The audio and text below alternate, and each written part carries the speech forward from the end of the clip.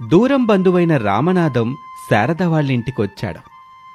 శారదమ్మా, శారదమ్మగారు అని మర్యాదపూర్వకంగా రెండుసార్లు పిలిచాడు. ఆ పిలుపు విని ఇంట్లో నుంచి శారద కోడలు అనామిక బయటకొచ్చింది. ఇంటి ముందు నిలబడి ఉన్న రామనాథాన్ని చూసి, ఎవరండి మీరు? మా అత్తగారితో మీకేంటి పని?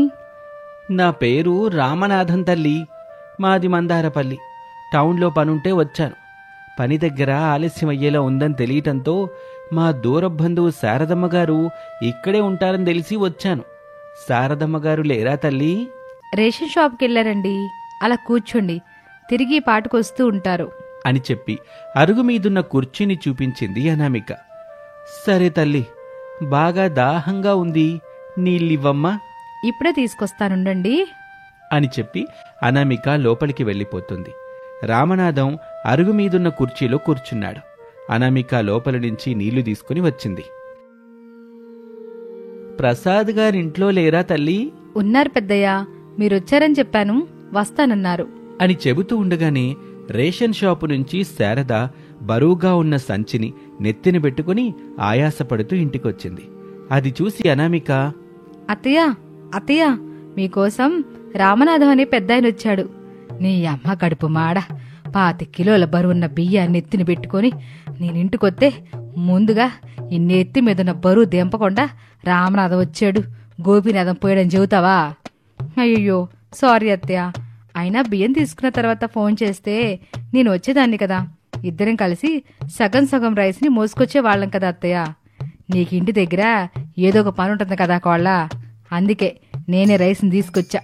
ముందు ఇన్ని ఎత్తున బియ్యం సంచిని తీసుకెళ్లి ఇంట్లో పెట్టుకోళ్ళా.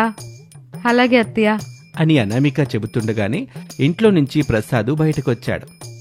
శారద, మళ్ళీ దాన్ని కోడలికివ్వడం ఎందుకు చెప్పు? అటాగే తీసుకెళ్లి ఇంట్లో పెట్టు. ఒక పని కోసం ఇద్దరు కష్టపడ్డం అవసరమా? బుర్రవాడు, లేదంటే బూజు పట్టుద్ది, ఎందుకు పనికి రాకుండా పోతుంది. ఈ ఇంట్లో ఉండే నేనే చెబుతారు. రేషన్ షాప్కి వెళ్ళి లైన్లో నిలబడి 25 కిలోల బియ్యం నెత్తిన పెట్టుకొని ఇంటి వరకు మోసుకొస్తే అప్పుడు తెలుసుద్ది. సర్లే శారద, ఆ బియ్యం మూటని ఇంట్లో పెట్టిరా, రామనాథం వచ్చాడు, మాట్లాడాలి అని చెప్పగానే శారద అనామిక ఇంట్లోకి వెళ్ళిపోయారు. ప్రసాదు రామనాథం దగ్గరే ఉన్న మరొక కుర్చీలో కూర్చున్నాడు. చెప్పండి రామనాథం మావయ్య, ఎలా ఉన్నారు? బావున్నాం అల్లుడు అని ఇద్దరూ కాసేపు సరదాగా నవ్వుకుంటూ మాట్లాడుకుంటూ ఉంటా. ఇంట్లో నుంచి శారద వాళ్ళ దగ్గరికొచ్చింది. రామనాథం బాబాయి, బాగున్నారా? బావున్నాను తల్లి, ఓ శుభవార్త చెప్పి పోదామని వచ్చాను. అయితే లోపలికెళ్దాం పదండి బాబాయ్, శుభవార్త అంటున్నారు అని శారద లోపలికి తీసుకుని వెళ్ళింది. రామనాథం, ప్రసాద్ కూడా లోపలికి వెళ్లారు. లోపలున్న కుర్చీల్లో అందరూ కూర్చున్నారు. చెప్పండి బాబాయ్, ఏం శుభవార్త అంటున్నారు అని శారద అడగగానే రామనాథం ఆ శుభవార్తను చెప్తాడు. అది విని అందరూ సంతోషపడతారు. కోళ్ళ ఎల్లి డబుల్ కమేటా చెయ్యి, శుభవార్త చెప్పినందుకు బాబాయ్ నూరు స్వీట్తో తీపి చేయించి పంపిద్దాం అని శారద అనగానే ప్రసాద్ ఆనందపడుతూ, డబుల్ కా మీటానా? వారెవ్వా, చెయ్యమ్మా కోళ్ళ, నాకు ఎప్పటినుంచో తినాలనుంది. 2 రోజుల క్రితమే కదా కోడలు చేసిన డబుల్ కమేటా మొత్తం తిన్నారు అని శారద అనగానే ప్రసాద్ బొంగమూతి పెట్టుకుని చూస్తూ ఉంటాడు. అది చూసి అందరూ నవ్వుకుంటారు. ఓ క్షణం తర్వాత, సరే అత్తయ్య, నేను వెళ్ళి డబుల్ కమేటా స్వీట్ని తయారు చేస్తాను అని చెప్పి అనామిక అక్కడి నుంచి కిచెన్లోకి వెళ్తుంది. ఊర్లో పరిస్థితులు ఎలాగున్నాయి బాబాయ్ అని శారద, ప్రసాదు, రామనాథం ముగ్గురు మాట్లాడుకుంటూ ఉంటారు. ఇంతలో అనామిక డబుల్ కా మీఠా స్వీట్ తీసుకుని వాళ్ళ దగ్గరికొచ్చింది. అది చూడగానే ప్రసాద్ నోట్లో నుంచి లాలాజలం కారుతూ ఉంటుంది. అది చూసి రామనాథం నవ్వుకుంటాడు. శారద ప్రసాద్ కాలుని తొక్కుతుంది. ఆ దెబ్బతో ప్రసాద్ మామూలు మనిషి అవుతాడు. లాలాజలాన్ని తుడుచుకుంటాడు. తీసుకో రామనాథం బాబాయ్, కోళ్ళ అనామిక డబుల్ కమేటా చాలా బాగా చేతది. ఈ చుట్టుపక్కల ఎవరింట్లో ఏ ఫంక్షన్ జరిగినా అనామికని తీసుకెళ్లి డబుల్ కమేటా చేయించుకుంటారు. అంత బాగా చేసిద్ది. నువ్వు చెప్పినంత బాగా ఉందో లేదో నేను తిరిగి చెబుతానులే తల్లి అని చెప్పి రామనాథం అనామిక చేసిన డబుల్ కా మీఠా స్వీట్ని తింటాడు. అతనికి అది బాగా నచ్చింది. అనామికాని మెచ్చుకుంటాడు. శబాష్ తల్లి, చాలా బ్రహ్మాండంగా చేశావు. ఇంత మంచి రుచికరమైన స్వీటు ఈ చుట్టుపక్కలే ఉండిపోకూడదమ్మా. బాబాయ్, మీరేం చెప్పాలనుకుంటున్నారో అది నాకు నా కోడలకు అర్థమైంది. కానీ మేము ఇదివరకే దెబ్బతిన్నాం బాబాయ్. అవును మావయ్య, మా కోడలు ఇంత మంచిగా డబుల్ కా మీఠా స్వీట్ చేస్తుంది కదా, ఒక స్వీట్ జాబ్ పెట్టుకుందామని ఒక ఫైనాన్స్ కంపెనీ దగ్గరికి వెళ్ళి లోన్ తీసుకున్నాం. స్వీట్ షాప్ కూడా పెట్టాం. కొన్నాళ్ళది బాగానే నడిచింది అని ప్రసాద్ చెప్తూ ఉండగానే మధ్యలో శారద కల్పించుకొని, ఆ ఫైనాన్స్ కంపెనీ వాళ్ళు అది కొడ్డీలేసేసి డబ్బులు కట్టించుకున్నారు. దాంతో మేం పెట్టుకున్న స్వీట్ షాప్ని తీసేశాం. ఆ ఫైనాన్స్ కంపెనీ వాళ్ళతో మేం పడిన టెన్షన్ అంతా ఇంత కాదు పెద్దయ్యా. నరకం అనుభవించావనుకో. డబ్బులు కట్టే డేట్కి 2 రోజుల ముందు నుంచే ఫోన్ చేసి డబ్బులు కట్టాలని, లేదంటే ఎక్కువ వడ్డీ కట్టాల్సి వస్తుందని బెదిరించేవాళ్ళు. కొంచెం గట్టిగా మాట్లాడినా ఎట్టబడితే అట్లా తిట్టేవాళ్ళు. ఆ మాటలు భరించలేక, ఇక వాళ్ళు పెట్టే బాధలు పడలేక ఎంతో ఇష్టంగా పెట్టుకున్న డబుల్ కా మీఠా స్వీట్ షాప్ని మూసేసుకున్నాం బాబాయ్. అమ్మాయి, అప్పుడు మీకు ఈ రామనాథం బాబాయ్ లేడు, అందుకే అట్టా ఇబ్బంది పడ్డారు. ఇప్పుడు నేనున్నాను కదా, మీకెలాంటి ఇబ్బంది లేకుండా తక్కువ వడ్డీకే బ్యాంకుల వాళ్ళు మహిళలకి రుణాలు ఇస్తున్నారు. ఈ మాట నేను కూడా విన్నాను పెద్దయ్యా. కానీ మాలాంటి పేద ఆడవాళ్ళని నమ్మి ఏ బ్యాంకు వాళ్ళు రుణాలు ఇస్తారు పెద్దయ్యా? కాళ్ళు అడిగింది నిజమే కదా బాబాయ్. చూడమ్మా శారదా, మీరు స్వీట్ షాప్ పెట్టుకుని జీవనం సాగిస్తామని నాకు మాటిస్తే నేను మీకు బ్యాంకు నుంచి రుణం ఇప్పిస్తాను. అది కూడా తక్కువ వడ్డీకే ఇప్పిస్తాను. మొత్తం ఒకేసారి గట్టాలని ఇబ్బంది పెట్టరు వాళ్ళైతే. ఇంటికి రారు, మిమ్మల్ని ఎట్లాంటి మాటలు అనరు. మీరు నెల నెలా వడ్డీ డబ్బులు కట్టుకుంటే సరిపోతుంది. ఏమంటారు? మావయ్య, నిన్ను మా కోసం ఆ దేవుడే పంపించినట్టున్నాడు. అంత మాట అనకల్లుడు, మీరు ఆలోచించుకుని నాకే విషయం చెప్పండి అని రామనాథం చెప్పగానే అత్తాకోడలిద్దరూ ఒకరి ముఖాలు ఒకరు చూసుకుంటారు. ఏమంటావు కోళ్ళ? తీసుకుందాం అత్తయ్య. పెద్దయ్య చెప్పినట్టుగా బ్యాంక్లో తక్కువ వడ్డీకి రుణాలు ఇస్తారని నాకు మహిళా పొదుపు సంఘం భార్గవి చెప్పింది. ఆ విషయం మీకు చెప్తే ఎవరి మాటలు నమ్మొద్దని చెప్పారు కదా, గుర్తుకొచ్చింది అత్తయ్య. అవును కోళ్ళ. కానీ శారదా, ఇప్పుడిక్కడ మనకి సాయం చేస్తానని చెప్తుంది ఎవరో కాదుగా, స్వయాన నీకు నాకు బాగా తెలిసిన వ్యక్తి, మనకి కావాల్సిన వ్యక్తి. సరే బాబాయ్, నువ్వు చెప్పినట్టుగా తక్కువ వడ్డీకి రుణాలు ఇప్పిస్తే కోడలో స్వీట్ షాప్ పెట్టుకుంటది.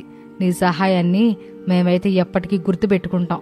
సరే పదండి, వెంటనే బ్యాంకు దగ్గరికి వెళ్దాం అని చెప్పి శారద అనామికాని తీసుకుని ఒక బ్యాంకు దగ్గరికి వెళ్తాడు. అక్కడ బ్యాంక్ మేనేజర్ మనోహర్ అనామికతో తాము పెట్టాలనుకునే స్వీట్ షాప్ గురించి మాట్లాడుతాడు. వివరాలు అడుగుతాడు. అనామిక ఏమాత్రం భయపడకుండా అన్నింటికీ సమాధానాలు చెప్తుంది. వెరీ గుడ్ అనామిక, నువ్వు పెట్టాలనుకున్న స్వీట్ షాప్ మీద నీకు పూర్తిగా అవగాహన ఉంది, నమ్మకము ఉంది. నీ పట్టుదలని చూస్తుంటే భలే ముచ్చట వేస్తోంది. ఇలాంటి మహిళలు ముందుకొచ్చి గట్టిగా నమ్మకంగా ఒక బిజినెస్ చేస్తామని చెప్తే అందుకు సరిపడా రుణాలివ్వటానికి మేమెప్పుడూ సిద్ధంగా ఉంటాం. చాలా చాలా సంతోషం సారు. నన్ను నమ్మి మా అమ్మాయి వాళ్ళకి స్వీట్ షాప్ పెట్టుకునేందుకు రుణాలు ఇస్తున్నందుకు. ఒక్క నిమిషం ఆగండి, కొన్ని పేపర్స్ మీద సంతకం చేయాల్సి ఉంటుంది అని చెప్పి కొన్ని పేపర్స్ని అనామికకి ఇస్తాడు. అనామిక వాటిని చదువుకొని, అత్తయ్య, ఈ పేపర్స్ అన్నిటిలో తక్కువ వడ్డీకే రుణాలు ఇస్తున్నట్టుగా ఉందత్తయ్య. అన్నీ కరెక్ట్గానే ఉన్నాయి కదా? అన్ని పేపర్లు చూసావా కోళ్ళ? అన్నీ కరెక్ట్గానే ఉన్నాయి అత్తయ్య అని అనామిక సంతకాలు పెడుతుంది. వాటిని చూసి, డబ్బులు మీకు అకౌంట్లో పడతాయి, మీరు వాటిని తీసుకుని సరిగ్గా వాడుకుంటూ స్వీట్ షాప్ పెట్టుకుని ఆ ఫోటోలని మాకు పంపించండి. అలాగే సార్, తప్పకుండా.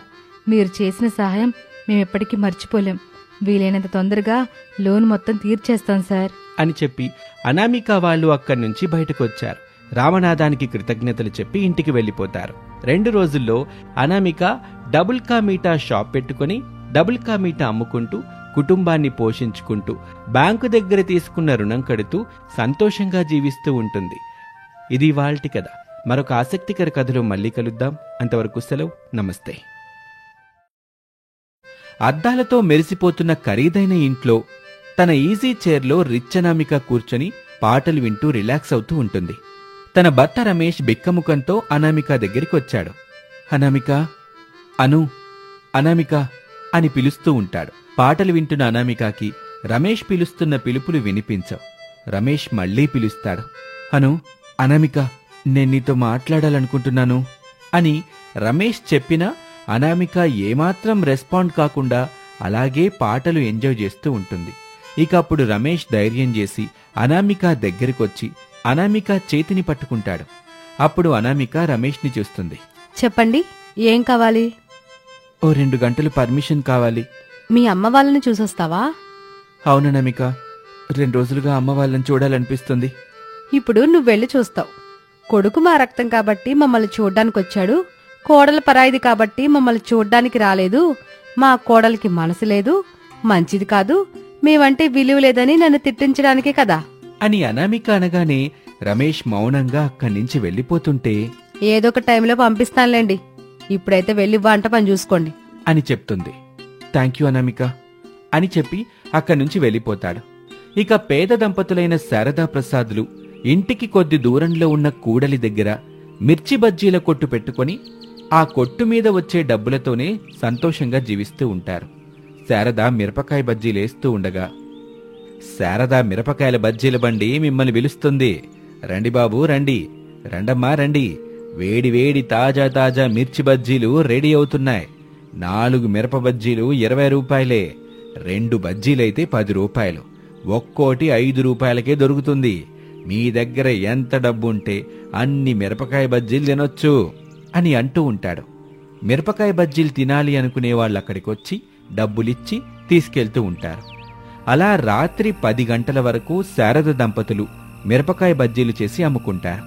ఇంకా 2 ప్లేట్ల బజ్జీలు మిగిలిపోతాయి. యావయ్యా, కొనుక్కొచ్చిన మిర్చి కలిపిన పిండి 2 అయిపోయాయి. మిరపకాయ బజ్జీలు చేసే నీ పని అయిపోయింది శారదా, కానీ నువ్వు చేసిన మిరపకాయ బజ్జీలు నమ్మే నా పని ఇంకా పూర్తిగా లేదు. ఇంకా 2 ప్లేట్ల మిరపకాయ బజ్జీలున్నాయి.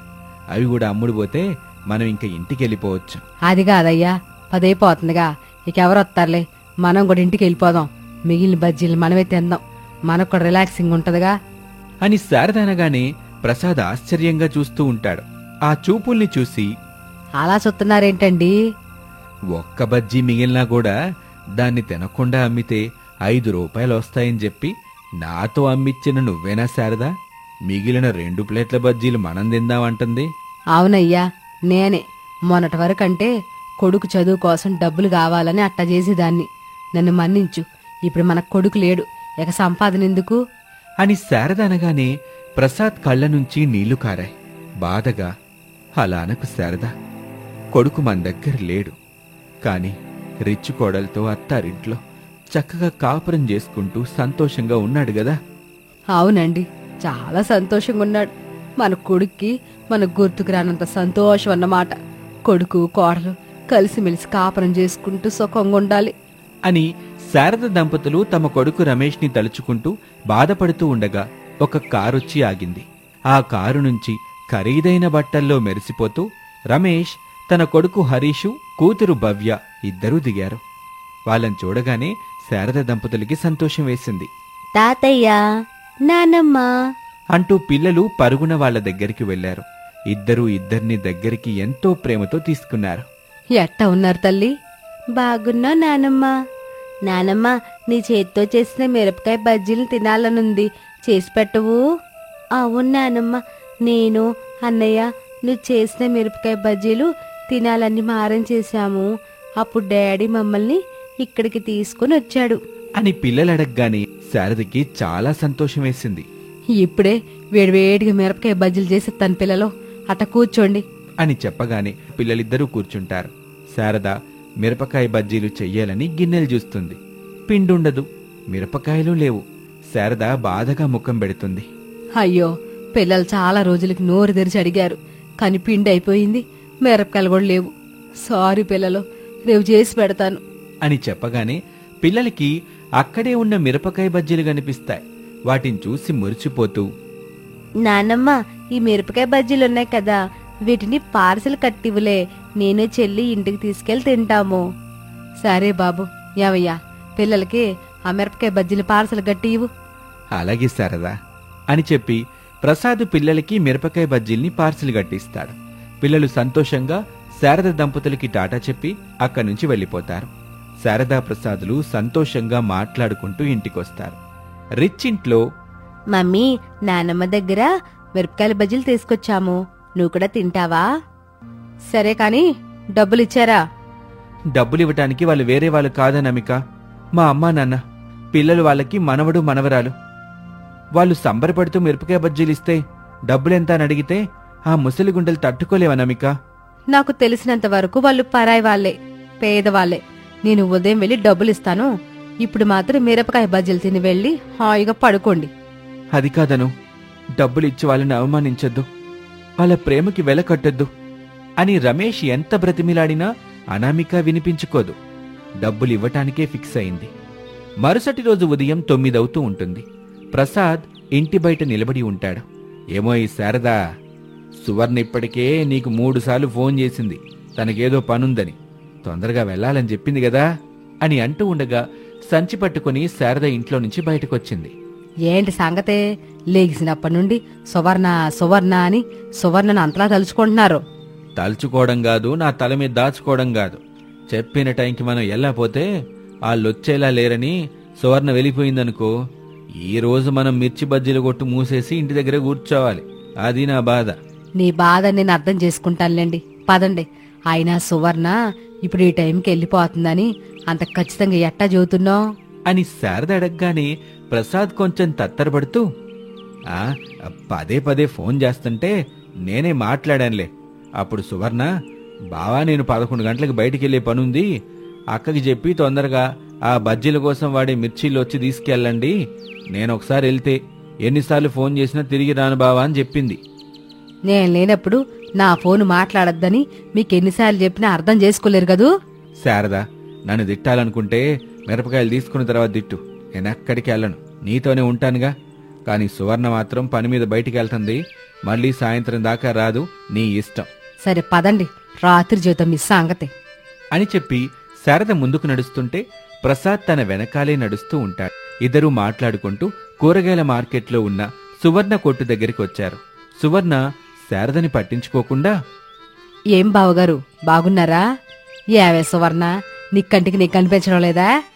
అయ్యో అక్క, నిన్ను మర్చిపోతానా చెప్పు అని చెప్పి బజ్జీల కోసం మిరపకాయలిస్తుంది. శారద వాటికి డబ్బులు తిరిగిస్తుంది. ఇక అక్కడి నుంచి మిరపకాయలు తీసుకుని ఇంటికొచ్చారు. కాసేపు రిలాక్స్ అయిన తర్వాత బజ్జీల బండి పెడదామనుకొని అలా కాసేపు నడుం వాల్చుతారు. సాయంత్రం సమయం 5 కావస్తూ ఉంటుంది. ఇక శారద మిరపకాయ బజ్జీలు వేస్తూ ఉంటుంది. వచ్చిన వాళ్ళ దగ్గర డబ్బులు తీసుకుని ప్రసాద్ మిర్చి బజ్జీల్ని పార్సిల్ కట్టిస్తూ ఉంటాడు. యావయ్యా, పిల్లలకి వేడివేడిగా ఉన్న మిరపకాయ బజ్జీలు తీసుకెళ్లి ఇచ్చేసి వస్తావా? వెళ్ళివ్వాలనే ఉంది శారదా. గేటు దగ్గర వాడు ఉంటాడు, క్యా అంటాడు. నేను చెప్పేది వాడికి అర్థం కాదు, వాడంటున్న క్యా అనేది నాకు అర్థం కాదు. ఎట్టా ఇవ్వాలో నువ్వే చెప్పు అని మాట్లాడుకుంటూ ఉండగా వాళ్ళ రిచ్ కోడలు అనామిక కారులో ఆ కొట్టు దగ్గరికి వచ్చింది. కారు దిక్కుండానే కారు డోర్ ఓపెన్ చేసి అత్తా మావయ్యల వైపు చూస్తుంది. కారులో ఉన్న కోడల్ని చూసి శారదా ప్రసాద్ ఇద్దరూ సంతోషపడతారు. రా కోళ్ళ, పిల్లలకి మిరపకాయ బజ్జీలు కట్టిస్తాను, తీసుకెళ్ళు అని చెప్పగానే ప్రసాదు మిరపకాయ బజ్జీలు కట్టిన కవర్ తీసుకొచ్చి అనామికకిస్తాడు. నిన్నటివి ఈ రోజువి ఎంతయ్యాయి? డబ్బులు వద్దులే కోళ్ళ, దానం చేసే పరిస్థితిలో మీరున్నా దానం తీసుకునే స్థితిలో మాత్రం నా పిల్లలు లేరు అని చెప్పి డబ్బులు శారద దంపతుల ముఖాన్ని విసిరేస్తుంది అనామిక. అది చూశాక శారద దంపతులు బాధపడుతూ ఉంటారు. అనామిక అంతే పొగరుగా అక్కడి నుంచి వెళ్ళిపోతుంది. రిచ్ కోడలు అనామికలో మార్పు రావాలని శారద, ప్రసాద్, రమేష్ ఎదురు చూస్తూ ఉంటారు. వారితో పాటు మనము కోరుకుందాం, అనామికలో మార్పొచ్చి ఆ కుటుంబం సంతోషంగా కలిసిమెలిసి ఉండాలని మనము ఆశిద్దాం.